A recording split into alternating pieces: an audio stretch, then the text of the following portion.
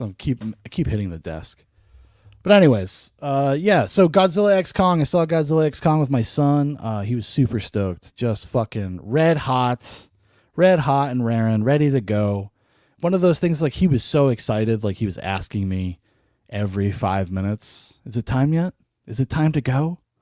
Because I had to go through all of this rigmarole. I had to jump through all these hoops to make sure that we could go see it at like a reasonable time. There's a reasonable time to go see it was like 3:00 in the afternoon, because if we couldn't go see it then, we were going to have to wait until like 10:00 at night. And honestly, I don't think he would have made it. My son Foster is a pretty early to bed kid. Like he goes to bed around like 9:00 usually, and that's by his own volition. He will literally just look at me and be like, "I'm tired, Dad. Can we go read?" Which is awesome, by the way. It's awesome that it's not a fight, but I'm like, whose kid are you? I'm Mr. Night Owl. I've been a night owl since I was in like first grade. And yeah, so we got to go. We didn't get buckets though. That was a bummer. No buckets or cups. That's like kind of the new thing right now. It's the new novelty. Ever since that Dune 2 bucket became viral, now every major studio release is like, well, we got a bucket too. We got a cup too. Pay more for it. Pay more for it. Pay more for this popcorn and this soda that you're already paying too much for. I was going to get it just for him because they were kind of cool. Like the ones that Regal had, they're like these, they were substantial. Like they were tin and the cup was pretty sweet. And I was going to hook them up. But apparently we got there like 10 minutes too late on Friday at 3:00 in the afternoon. They were already sold out. I was so bummed. I was so bummed for Foster, not for my wallet. My wallet was like, this is okay. We can handle this. We'll be okay with that. But yeah, so we got to go see the movie. We get into the theater. We sit down. Not the best theater, honestly. It was like this really small town theater. Really beat the fuck up. But, Foster's 6. He doesn't care. He doesn't care. And he loved it. He was having the time of his life. It was everything that he hoped for and more, which was great. Isn't that awesome? Like, that's one of the best parts about taking a kid to a movie and like being a dad and kind of vicariously living through their experience. Because, as an adult, I'm watching Godzilla X Kong. It's not a good movie. It's basically like a 90-minute Saturday morning cartoon. Like, it works on the same kind of logic. It's very happy to be as contrived and as thin as possible. It doesn't really care about motivations. They try a little bit to like add some sort of character arcs into it, like where there's a lot of parallels of like families and adopted families. That becomes kind of the theme of the story, if there is a theme other than just like monsters fighting each other. So like for me as an adult, like it's like, oh, whatever. It wasn't the worst thing I've ever seen. Certainly not the best. It has a few moments that are definitely noteworthy, that were kind of fun in their own respect. One of the battles is actually pretty sweet. I will say this. There's one thing that I was actually really kind of bummed about that they didn't have more of is Scar King. The new villain for this, which I believe is completely new to like this movie verse, this monster verse. Scar King, like basically evil King Kong. Really cool character. I kind of wish that we got some more stuff with him. He doesn't show up until about an hour into the movie, and the movie's under 2 hours.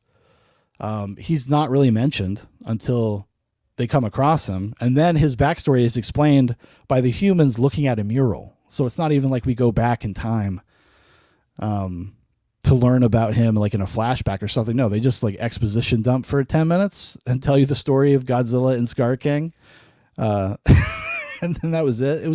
It just sucked. That part of it really was just like, really, guys, we're spending all of this money and we can't like, construct something like that's like just traditional and coherent, because the way to do that movie is to open the movie with the origin story of Scar King. And I don't want to say what it is because it would spoil like a big thing, but there should have been like a big, almost like Lord of the Rings, how Lord of the Rings opens and it tells you the story of the ring. They should have done that with Scar King. But anyways, that's kind of my short review. My son had a blast. He loved it. Prophet says, I pretended I have a punching robot arm since Theo was tiny. It's one of our memes. So when King got his robot arm, we were both totally stoked. He says in retrospect, it had some awesome popcorn moments. The battle on the pyramids was dope. Scar King was dope.